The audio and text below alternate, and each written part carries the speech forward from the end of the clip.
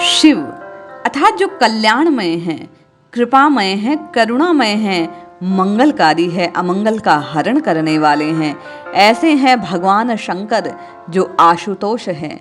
थोड़े से भजन कीर्तन मन से पुकार करने मात्र से भगवान शंकर प्रसन्न हो वर प्रदान करते हैं, अपने प्रेमियों पर कृपा करते हैं। एक साधक भाई का प्रश्न था कि मेरे इष्ट भगवान शंकर हैं, शंकर के पूजन का क्या महत्व है, पूजन से किस फल की प्राप्ति होती है। जय श्री हरि। पूज्य गुरुदेव के चरणों में बारंबार प्रणाम। आइए एक सत्य कथा का श्रवण करते हैं और जानते हैं भगवान शंकर के पूजन की महिमा को। अद्भुत महिमा है भगवान शंकर के पूजन की। एक समय की बात है, मथुरा नगर में दाशाही नामक एक यदुवंशी राजा राज्य करते थे। वे बड़े गुणवान हैं, उदार और शूरवीर योद्धा थे। उनके राज्य में प्रजा और ब्राह्मण बहुत सुख शांति से निवास करते थे। पड़ोस के राजा भी उनके पौरुष का लोहा मानते थे। राजा की जो पत्नी है, स्त्री जो महारानी, अत्यंत रूपवती और परम प्रतिव्रता नारी है, नाम है कलावती। एक दिन राजा कामातुर हो अपनी रानी के पास रंगमहल में गए। रानी उस दिन भगवान शिव की उपासना में रत थी। उनके सोमवार का व्रत था। उसने राजा को अपने पास आने से मना किया, किंतु शास्त्र आदेश को ना मानकर राजा रानी के समागम के लिए नजदीक पहुंच गए।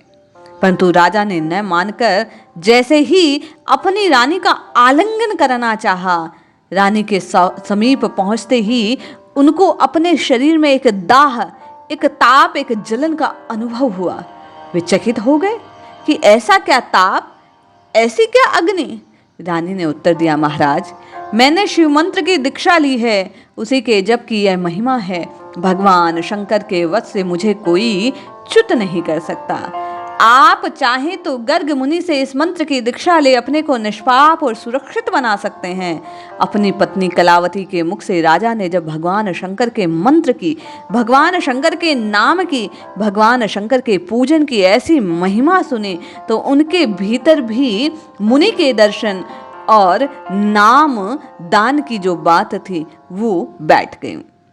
राजा मुनि के आश्रम पर गए। मुनि को साष्टांग प्रणाम कर राजा ने मंत्र के दीक्षा की बात कही।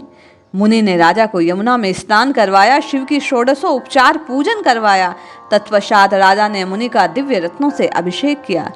प्रसन्न हो मुनि ने अपना वरद हस्त राजा के मस्तक पर रखा और उसे षडाक्षरी मंत्र का उपदेश दिया। मंत्र के कान में पड़ते ही राजा के हृदय आकाश में ज्ञान सूर्य का उदय हो गया। ज्ञान अज्ञान का जो अंधकार था तत्काल नष्ट हो गया। राजा ने मुख में जैसे ही मंत्र का उच्चारण किया, क्षण भर में राजा के सारे पाप शरीर से कौवों के रूप में, काक के स्वरूप में बाहर निकलने लगे। कुछ के पंख जले हैं, कुछ तड़फड़ाकर जमीन पर गिर रहे हैं। एक प्रकार की दावा अग्नि जैसे भीतर जल पड़ी हो, जैसे अग्नि कंटक वन को दग्ध कर देती है, वैसे ही पाप रूप कौओं को भस्मीभूत कर रहे हैं राजा द्वारा जपा गया वह मंत्र, वह नाम। गर्ग मुनि से राजा ने पूछा, महाराज, एकाएक मेरा शरीर दिव्य कैसे हो गया। मुनि बोले, राजन, जो ये कव्वे देख रहे हो तुम्हारी देह से निकले जन्म जन्मांतरों के पाप हैं, जो भगवान पूजन के, शिव के पूजन के फलस्वरूप तुम्हारे शरीर से डर डर कर भाग रहे हैं, जल जल कर निकल रहे हैं। राजा ने शिव मंत्र के उपदेश से स्वयं को निष्पाप किया, गुरु की महिमा को देखा। गर्ग मुनि को बारंबार प्रणाम किया और मंत्र हृदय में जपते हुए अपने महल की ओर प्रस्थान किया। ऐसा अद्भुत है भगवान शंकर के पूजन का परिणाम। जो जीव, जो साधक एक बार भी प्रेम पूर्वक भगवान के षडाक्षरी मंत्र का जप कर लेता है, वह तत्काल निष्पाप हो जाता है। भगवान शंकर की कृपा से वह कल्याण को प्राप्त करता है। भगवान शंकर को पवन पावन राम नाम अति प्रिय है। मंत्र जाप में नियमावली का पालन आवश्यक है, किंतु नाम में नियमों की आवश्यकता नहीं। नाम केवल श्रद्धा और प्रेम पूर्वक जपने पर ही कल्याण हो जाता है। यदि भगवान शंकर आपके इष्ट हैं तो भगवान शंकर के किसी भी नाम का जप नित्य निरंतर आप करते रहिए, कल्याण अवश्य होगा। जय श्री हरि।